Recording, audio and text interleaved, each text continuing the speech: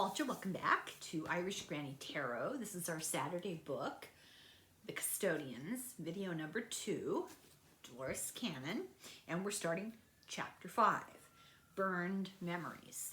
If you're just starting this, you want to go back and watch video number 1. So she said that memory is easily distorted. It can be remembered as traumatic or painful, but it's found to be something entirely different under hypnosis. Not all forgotten memory is forgotten because it's bad. It's forgotten for a reason, but not necessarily because it's traumatic. She says 9 out of 10 times these things are not ET involvement when she hypnotizes people.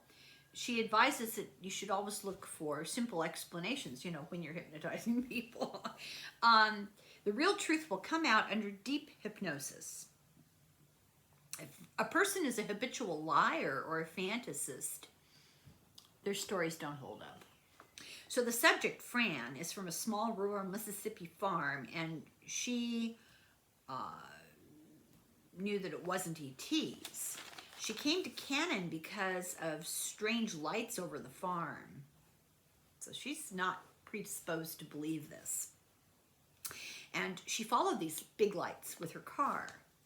And she wasn't scared because the people with her made her feel safe. And she felt she had a karmic relationship problem with her grandmother, which is why she was having hypnosis. So she doesn't believe in ETs. She had this weird experience, but oh well, it's okay. I had friends with me, so we're fine.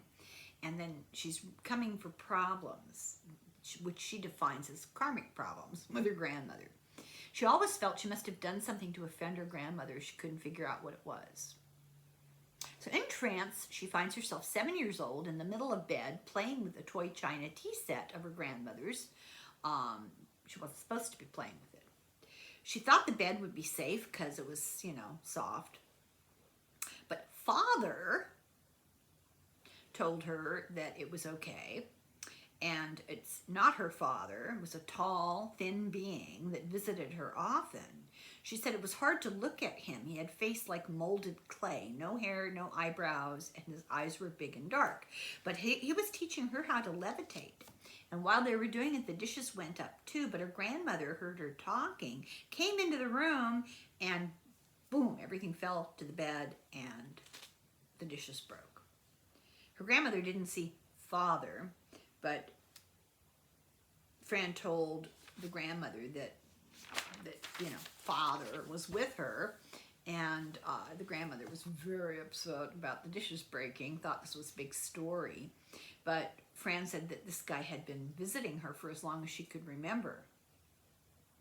They met in the woods to walk and talk. He showed her how to listen and hear and how to see colors and things that other people couldn't see. And she said, suddenly he's just there, and sometimes I just know he's coming. Sometimes I go upstairs in a big light in the woods to a metal doorway. So she goes to this big light in the woods and goes up the stairs to a metal doorway. She says it's soft, but it looks like gray metal. And she's loud in some areas inside, but not all. She says that she remembers bird eggs were in there in a container with a light to keep them warm, and other different animals in different tanks, and they are not all earth animals. Some of them come from the stars, different, meaning not something we would recognize. Then she finds herself outside again, and he taps her forehead, and she hears the word forget. He told her that he couldn't come again. He didn't want to get her into any more trouble. That's the explanation for why she was having issues with her grandmother. Beverly was an artist and a sign painter and lived in a house built into the side of a hill like a cave. In 1988 session, she had questions about health and money. Before the hypnosis, she recalled disappearing into the woods for several hours with a friend at the age of 6. Has no memory of it. So she often retreated to her room alone to daydream. Came to in a jolt, found herself on the floor. When she was 3, she would see walking sticks like praying mantises in the room, which scared her. And they would pull her out from under the bed where she was hiding, but they wouldn't harm her. She felt this was a nightmare, and she'd wake up screaming. As an adult, she woke up one night to a noise, thinking that it was a UFO, and then realizing, oh, it's just them again in the backyard. But she never got up to check or question who just them were. And the main focus that she was having this hypnosis, though, was her health and money. So in the trance, she goes back to when she was 6, the first day of school, then goes to the day that she got lost with her friend Patricia. They decided they were going to run away together to the woods. They didn't know why. They just felt compelled. And suddenly she found herself frozen and knew she wasn't supposed to talk, and Patricia wasn't with her. Something pinkish was in front of her to keep her from talking and from moving. And she felt numb all over. They'd been attracted deep into the woods by a bright light, and then this pink thing appeared in front of them, and everything just stopped.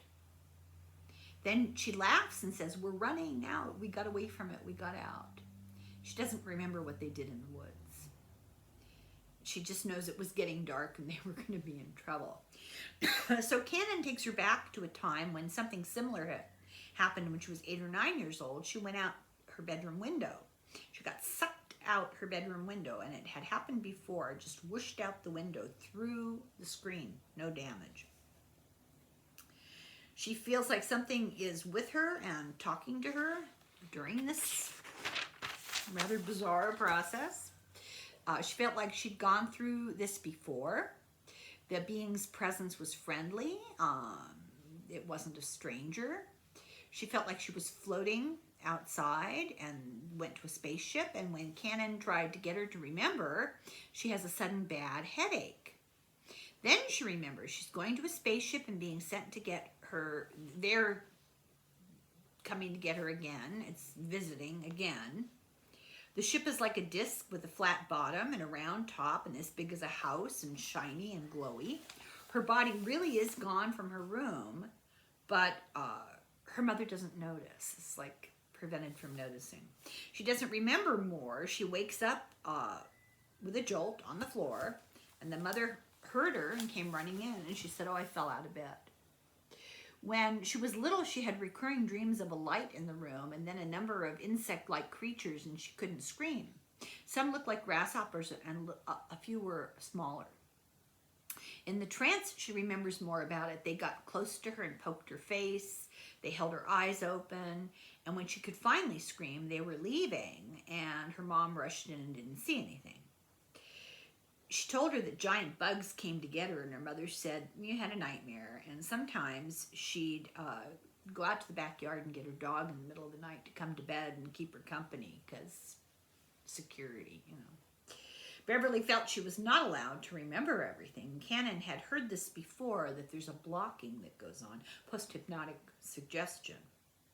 It could be the subject's subconscious is just not ready, or it could be a suggestion implanted by the ETs. Cannon met with Beverly again and was able to overcome the block. And in trance, Beverly went to a past life as a nomadic herder in the desert, maybe in Egypt. And as a herder, she liked the freedom of wandering around. And when she was told to go to an important day, she was little Beverly again in the driveway of her dad's gas station in Shreveport at the age of 5 or 6. The employees were teaching her ABCs and teaching her about Truman, President Truman. And Cannon moved her to the day that she got lost in the woods. So she goes into the woods with her friend Patricia. She recognizes these big insects they encounter in the woods. She sees the big light coming to her, and she says, "Oh, have to be brave. I can't run like I'm in a trap." She says, "I can't move. I can't run on purpose." There's a light pulling her to it. She has no choice, but she knows it's okay. She won't be hurt. She's taken into a little building. It's round like half of a ball. It's about as big as a car, full of light. It's above the ground. She says you float up and go through one of the series of windows, like slits that go all the way around it. She sees little people, little creatures her size. They have nice bug faces. They're pinkish gray. They have big round eyes like black buttons. They put her to sleep, sort of float. They sort of float. They have legs, but they sort of float, and they have 3 or 4 fingers, no clothes. The room is full of light and tables. She's taken into a smaller room with a huge magnifying glass thing, is how she describes it, on arms that can be manipulated, and the light is coming out of the walls. There are lots of gauges, dials, drawers, things that run the ship on screens on the walls. They float her around. She falls asleep.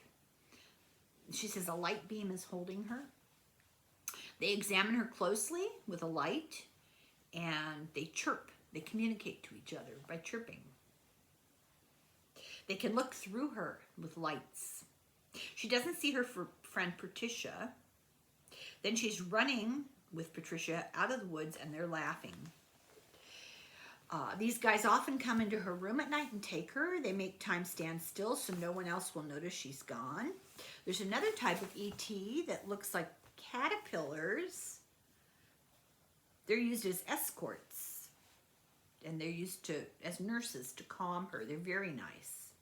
Sometimes they take samples of hair and blood and urine. She's not supposed to talk about it.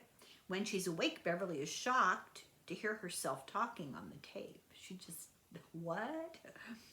So a new session in trance in Houston, Texas in 1974.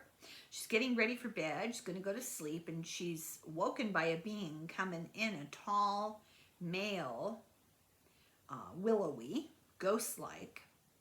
There's something glowing in the yard. She just knows it's a UFO. She hears a saw, skill saw. Her husband doesn't wake up. She says, I was afraid. I followed the being out the window, and I walked right through the window to a small silver round domed ship that we got in. And this went up. And then she says she ended up sitting just, all of a sudden like a dream. You're one place, now you're another place. She was sitting in a dentist-like chair that reclined. And she was in a cramped interior. She said there were 2 or 3 small creatures running the ship. They had gray, nubby skin, they had eyes like ours, small faces. They looked like Pekingese. They had no hair. They had 4 fingers with a thumb. They had webbed feet. They were in what looked like a cockpit with maps and graphs of the sky, radar, flight paths, computer screens. She didn't know what she was looking at. And they flew to a larger ship.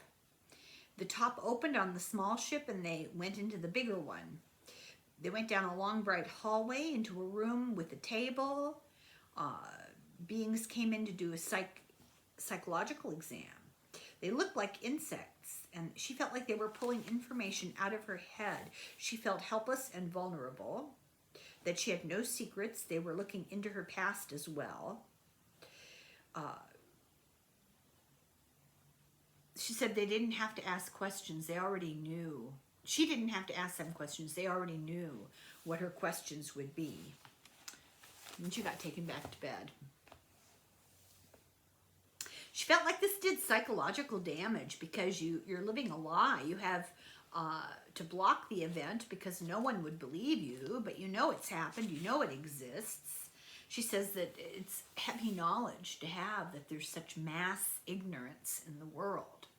She's seen other people in the ship going through the same things. They have a map of the world with lots of people all over that flash as little lights. They're keeping tabs on people. In a deeper trance, she says there's a tracker in her nose that sends a signal. And they may have other monitors in her, and acceptance is the only thing that she can do about this. Cannon at this point says, you know, many of these people who go through this hypnosis subjects won't listen to the tapes. They don't want to hear. They never listen to them. She'll give them the tapes of their session and they never listen to them. Now we have chapter 6, the library. In a trance, she's told that people gain knowledge by reliving their past and past lives.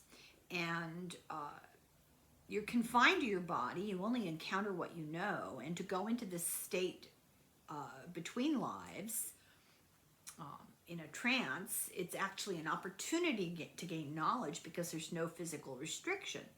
Cannon discovered a place of knowledge she calls the library, where there are a variety of different descriptions depending on the subject who describes it. But it's obviously the same place they're talking about, a place of all knowledge. Some people see books, some people see holograms, some people see both, but it's the same place. One subject describes a white room with no ceiling and no roof, with large columns and books on shelves of glass cases. It's all the knowledge ever of past and future, and there's a guardian or caretaker. There are different libraries of different interests with different caretakers. And you can only learn what you're ready to learn. You can only learn what you're meant to learn. There's no jumping to astrophysics when you don't understand your ABCs. You have to start at the beginning and work forward.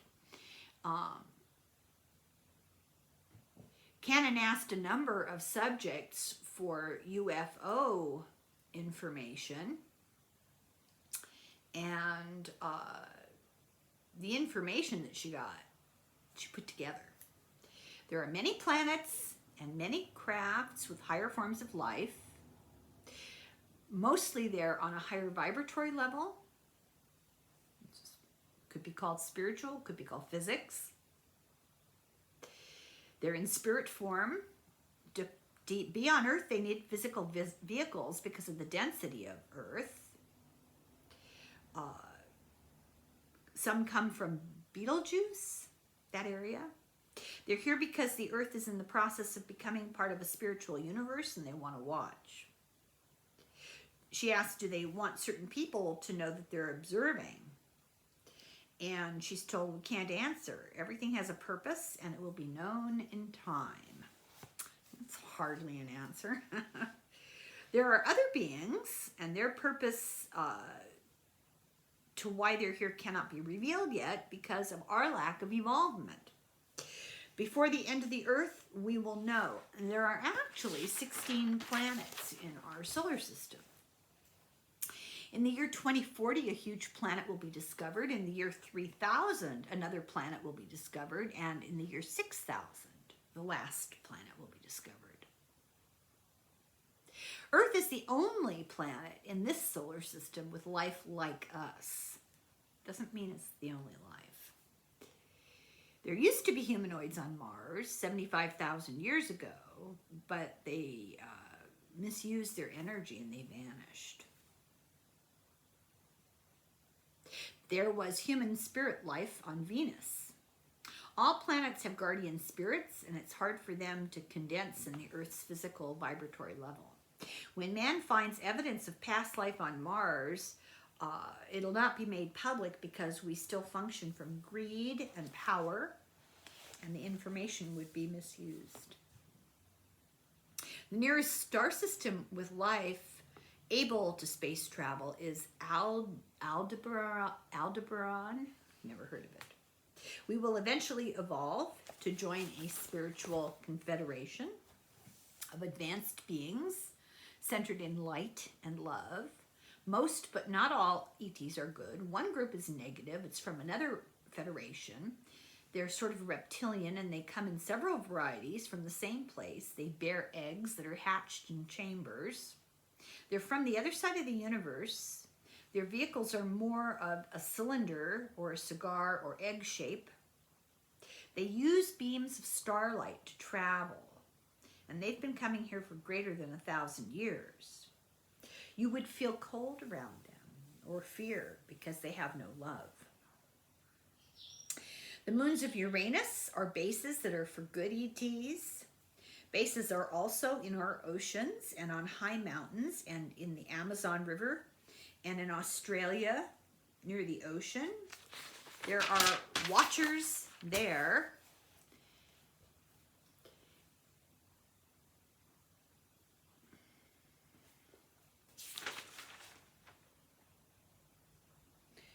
Okay, there are watchers there to help us. They have saucer-shaped UFOs made out of non-Earth metal. They're powered with thought energy that's stored in special batteries. They travel time and space, which is the same thing because time doesn't mean anything. 2 reptilian ships crashed in the Indian Ocean in Arizona. Arizona retrieved 2 burned bodies and studied them. The American and Russian governments have had many ET contacts. One Soviet radio telescope operator communicated a lot with ETs and told the Soviet underground he was arrested, sent to a mental hospital, and given shock therapy to collapse his mind. He communicated in code, and it was a code made out of light impulses. When the ETs are seen collecting things, water or soil or whatever, they're not necessarily collecting. Sometimes they're charging energy and helping to release energy and getting information about life forms from the soil and the water. They monitor us, and they monitor our electronics and our nukes and our communication. We are in kindergarten and they are in high school. They don't communicate openly because man's not ready. The watchers are like angelic beings. They helped form man, and sometimes they do appear as angels. They're now attempting to create a better human body with better immunology to help create people who are resistant to diseases. They're doing genetic engineering to create a more perfect spirit. To create a more perfect spirit requires a more perfect body. That's mentioned over and over, that one of the reasons we go through these cycles of destruction and have to start over is because they finally figured out our DNA inhibits us from reaching a higher vibratory level. So they're tweaking our DNA so that we will be able to spiritually evolve, because physics, vibrations, and spirituality, it's all the same thing. People usually don't remember ET encounters because the physical part is traumatic for people. In the time of Atlantis, there was knowledge of energy and crystals, and it was all much more sophisticated, and people did free trade with the ETs. The ETs took an active part in the developments of civilization in Egypt and Babylonia.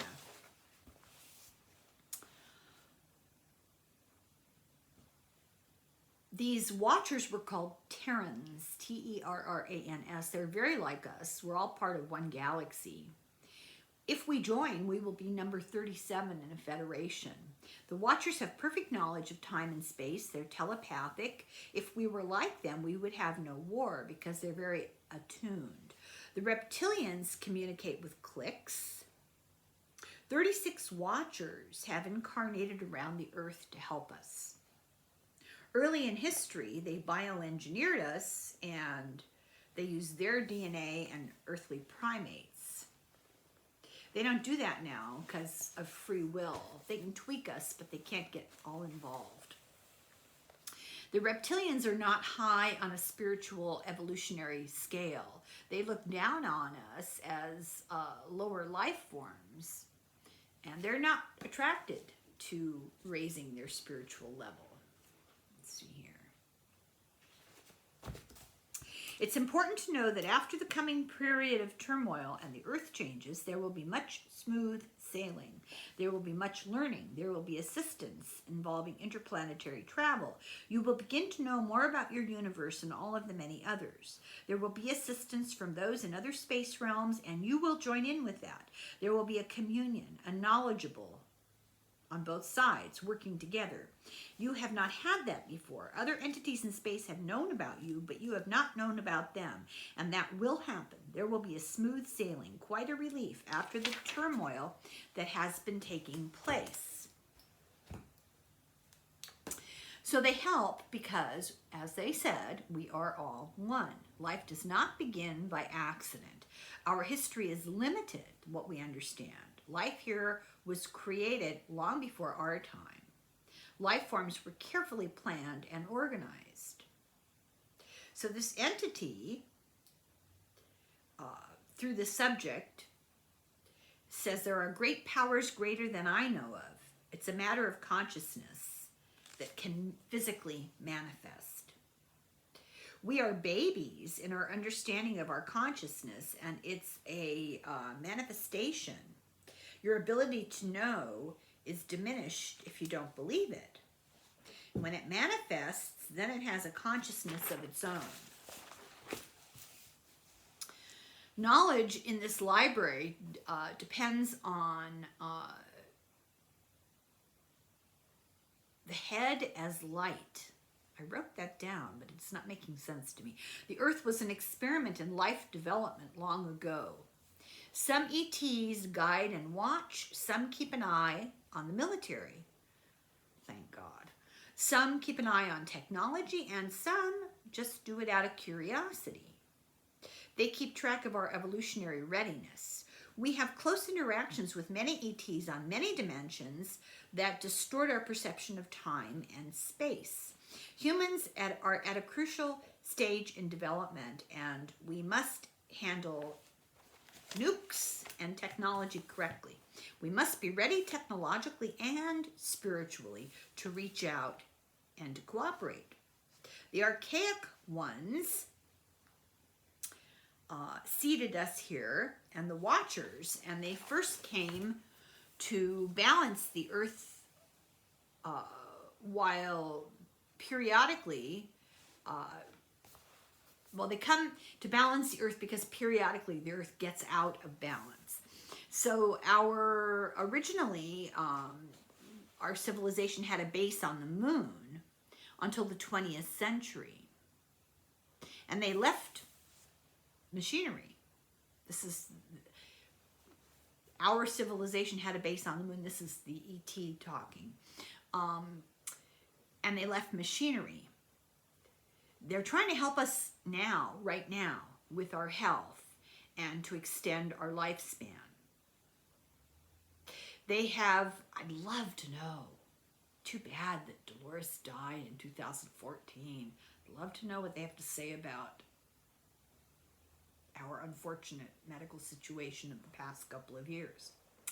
They have isolated bases in remote areas of the Earth, usually in mountains with moderate climates.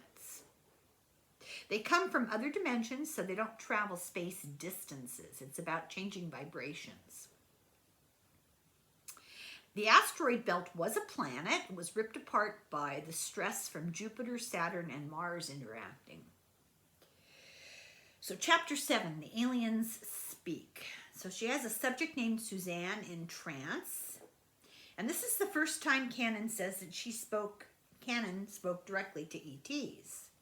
She took Suzanne between lives, and Suzanne says, I see a computer board being monitored with maps. I see the Earth from above.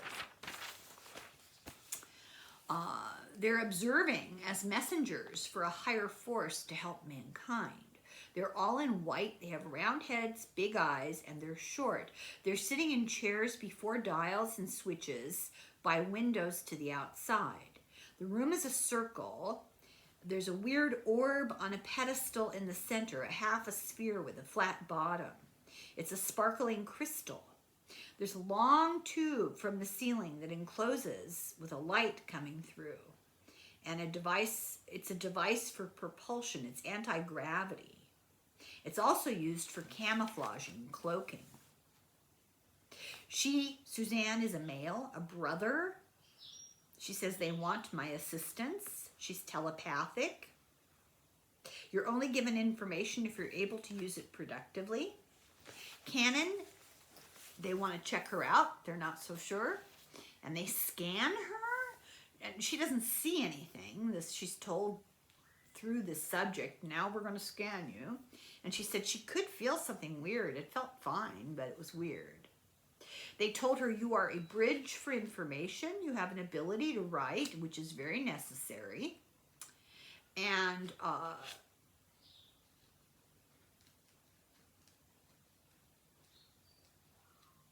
only one of the beings is aware of Suzanne. Suzanne says she looks like, this being looks like E.T. in Communion, that book, except her eyes are not slanted. And this being wants to channel through Suzanne. So now there's questions being asked from Canon.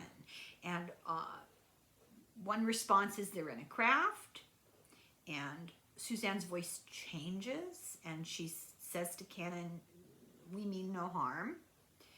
Suzanne must get used to the increased physical vibration. Therefore, the information we're going to give you will be partial until Suzanne gets used to it. So this voice, which is kind of a male voice, describes technology. There's a telekinetic board. It's a computer that shows longitude, latitude, and altitude. The computer is part of the body of the ship. And like the computer is part of the body of the ship, not just inserted into the body of the ship. It interacts with the body of the ship. And the U.S. Air Force is experimenting with this, but it can only go so far in development. Man must evolve first, Canon was told. Air Force can experiment all it wants, but humans have to evolve. And we are being helped. We're being communicated with by these aliens to increase our evolution. She says, women of your time have the ability, but not the training, or they're not encouraged like men to understand technology. Part of our technology, our technological issue, is it requires non-earth materials, so we can only go so far. She said, if we had remembered our understanding of alchemy from the past, mixing of metals, that would have helped, but we've lost that. The craft that she's in is round with an oval top, like an upside-down bowl. It's silver. It has windows on the rim and lights, and it's run by a crystal in the center, which is a transmuter. It changes energy from one form to another. They're not infallible, these ships, but the system is almost foolproof unless there's a combination of bad atmospheric conditions and programming errors, and it's very rare that all that bad stuff happens at the same time. They don't make mistakes. Errors, when things go wrong, they don't look at it like that. They don't have a sense of guilt. They use it as a lesson. This attitude of ours, guilt and punishment, this holds us back. So it's an obstacle to our progress. This is a conditioning that's taught to the very young that creates limitations for humans. In this craft,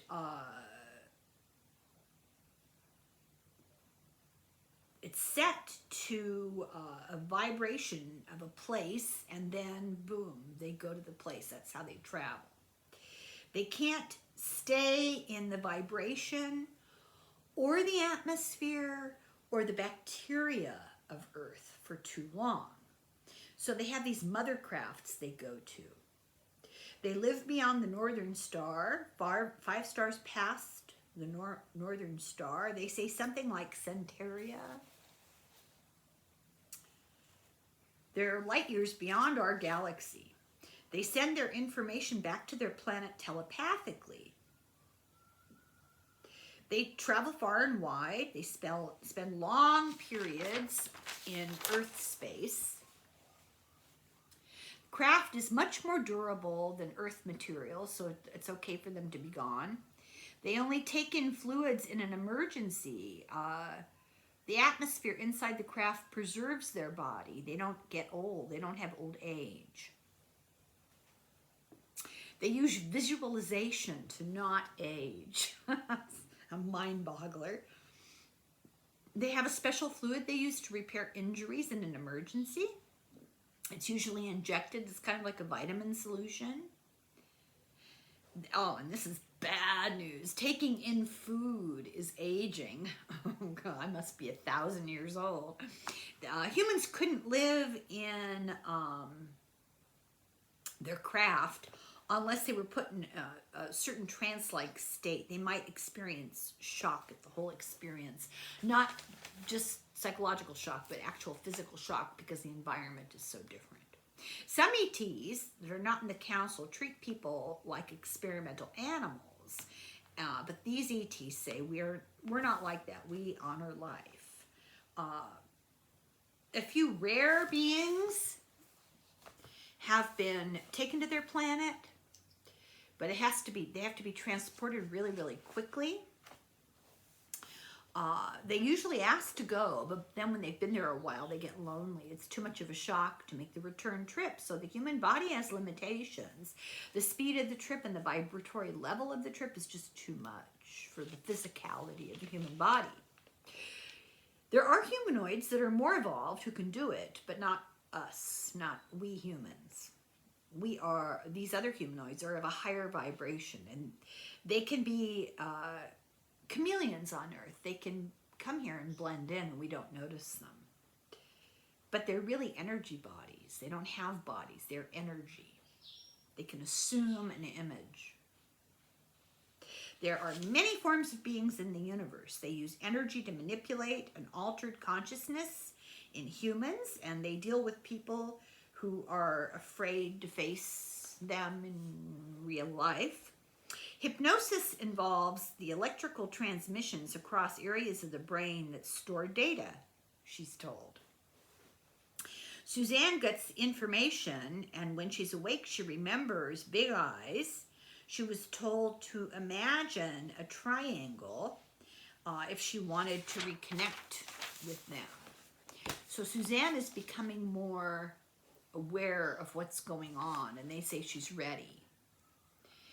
So they do a new session. She's in trance again, and she's nervous because this session is happening in Cannon's hotel room, and there are a number of other people, there are professionals there to experience this whole thing. So in trance, she is once again talking as the alien. The craft is used for scouting. Information and data are sent to the home planet. They use telepathic communication and a transmitter device. They use sound vibrations in code, and the information is stored in memory banks. It's never forgotten. They travel distances by thought and electromagnetic energy and transferal of dimensions. They can think of a place, they go to the place.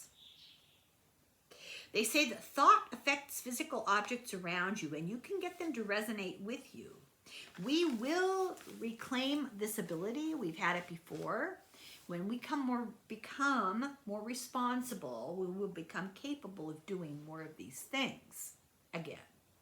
They're interested in humans because we're special and we're unique.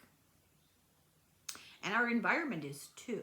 And we are actually developing rapidly. Hard to believe. They work telepathically with us in the dreams to improve our technology, for one thing. We need emotional maturity. We must learn to control our emotions. So how to use these possible energies and positive energies and transmute negative energies. How to change negative emotions so that they're not our downfall because they hold us back. Positive emotions advance us. All you need is love, right? ETs don't experience emotions the way we do. Our emotions are really a drag on us. That's hard to understand. I mean, I understand negative emotions being a drag on us. It's hard to understand positive emotions holding us back? Maybe that's not what they meant. Maybe they just meant that our negative emotions hold us back. Humans are spinning vortexes of emotion, but there is hope because man is special. Woman is too. Oh, funny. They are androgynous. They think of reproduction, and it's a mutual decision. The stomach swells, the being comes out, and the opening in the stomach immediately heals. Okay. It's all done mentally. They come out smaller but fully formed, and they soon achieve proper size, and they don't change as long as the atmosphere is stable. They're very mature right away. They don't feel an emotional nurturing for their young, but they feel an urge to teach. They have an instinct to advance mentally. Their most common ET on Earth are humanoids, and then there's the Greys, the android types, who volunteer to work here. The Greys are empathetic. They have mental energy, but they're manufactured. So they have emotion, but you don't see it because they're manufactured. Their eyes are communication receptors. It's a mission that they volunteer for. They're not aggressive. They're of a helping nature.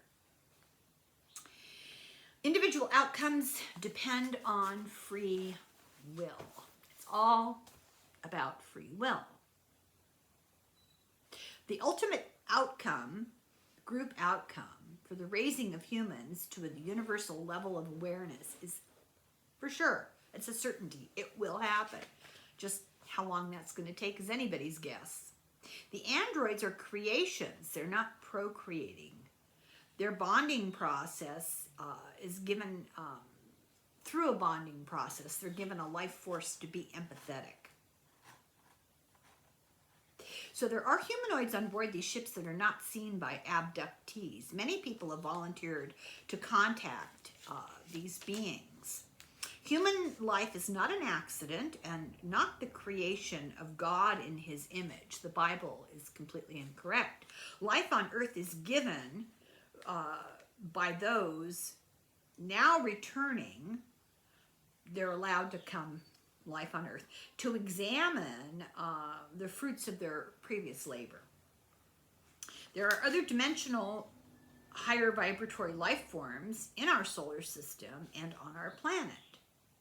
There's life on Mars, more than one type, but they're advanced forms of life.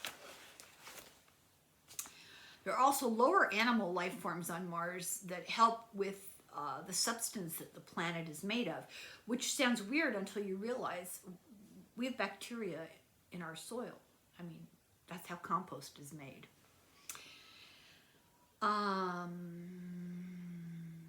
Oh, and that life on Mars is carbon-based. It's in the atmosphere. ETs have negotiated with governments for decades. They barter for information.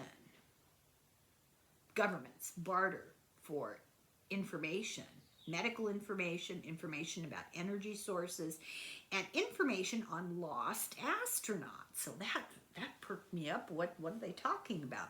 Many countries have sent secret ships up. US, Russia, Canada, England, Japan, China. Since the 1960s, many astronauts have gone up and many astronauts have been lost. Some were dead in ships and floating around. Some were picked up by ETs alive and returned to the governments. There are space facilities hidden in military installations, and when astronauts are returned, their memories are blocked. Governments only told that ETs have them and will return them. And this is continuing even now. And in exchange, the ETs have access to things like certain minerals they want. Give me a second, I have to reach for my next paper.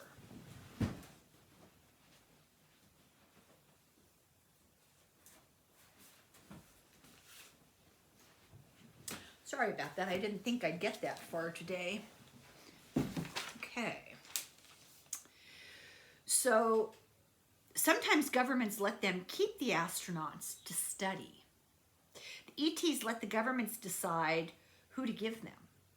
And at first, the governments gave undesirables to the ETs, military discipline problems, but now people actually volunteer their services for a time. Some volunteers are from the medical field, some are science community people, but they agree not to share the knowledge that they get from ETs with the general public. Their memories are blocked, and everyone is told that they were gone on a sabbatical. You're going to look at your old physics professor a little differently now. Most of the undesirables had no families or were estranged from their families. Volunteers are never taken against their will, and they're returned if they're volunteers. Many bases are under or above ground, about which we know nothing. Governments and ETs work together, and in the next few decades, this will be made public. They work on space travel, energy systems, medical technology, food storage and preparation, and manufacturing. Medical experiments include genetic studies. The military is only interested in creating superhumans. The ETs are not happy about that. That's not the goal of space people.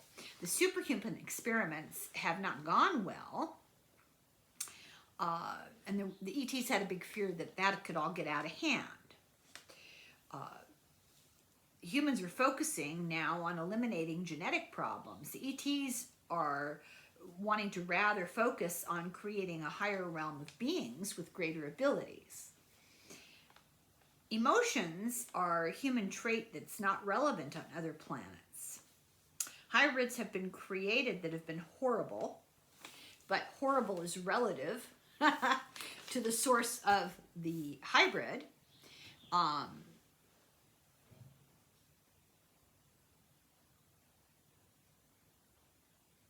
If the source of the hybrid was spirit-natured, the hybrid has a soul and might have a very high IQ, so scary as it might look, you never know.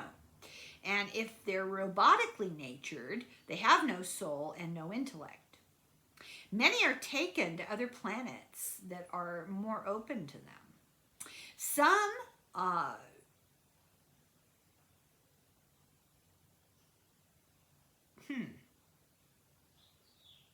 Some know nothing about this.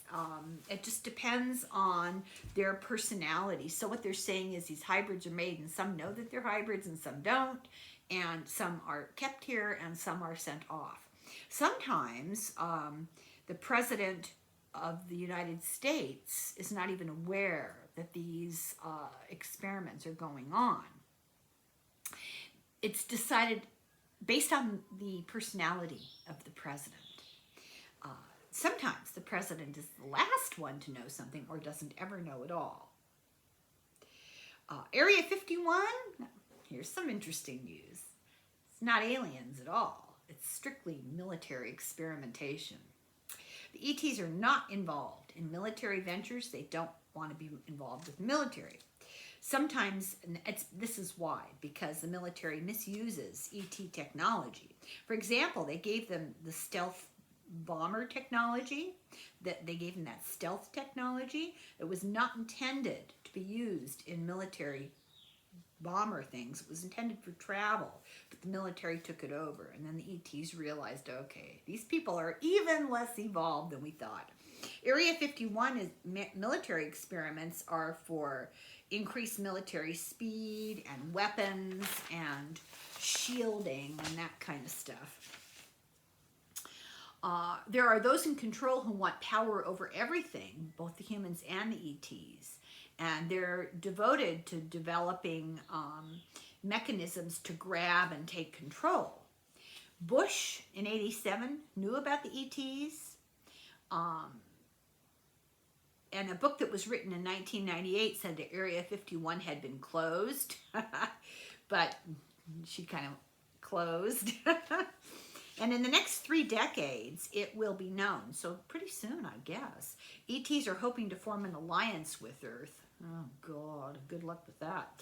So they're interdimensional beings, and they're survivors of Atlantis that live beneath the Mexican Gulf Coast in the Antarctic. I wonder what's... You should ask the cards about that.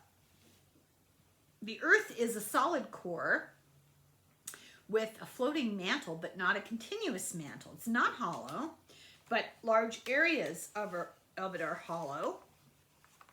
And there are civilizations that are here to help us. And this being tells Cannon that he's available to answer questions and give more information if asked, even if it's telepathically. I read in the paper the other day, and I intended to follow up on it. That's something I have to remember to follow up on. That they've discovered an iron ball in the center of the Earth. It's not what they thought at all. That's what she's told here in another few pages or so. Let's see. Some of the people present in this room had made rude and ridiculing comments during the session, and Cannon realized during this session, because this is 1987, what you just heard, these people in this room observing the trance session also heard, and they're going, oh yeah, right. And Cannon realized people are not ready for this. This is too early for this information. If no metaphysical understanding exists, we won't be ready for the complexity of UFO and ET contact. They cannot be separated from each other. Metaphysics and physics are interrelated. It's a really important point. Cannon was surprised these sessions repeated over time periods and over the globe. So she would be on all different continents over a number of different decades and get the same message before she ever printed any of it. Similar descriptions of beings, similar descriptions of crafts and procedures, same messages. Long before it became a cultural thing, and long before most of the communion, Whitley Strieber, Close Encounters type stuff. And these people did not want publicity or notoriety, these people that went through this. So I'm going to stop here because this is the beginning of a new section. This is a good place to end video number 2. So I hope you're enjoying this. I may or may not do a third. We'll see. I'm freezing to death. I have to go get warmed up. So thank you very much for watching. I hope you're enjoying it. Send me your questions. I'll try to remember to ask those questions about the core of the Earth. And Song of Foil, Sláinte.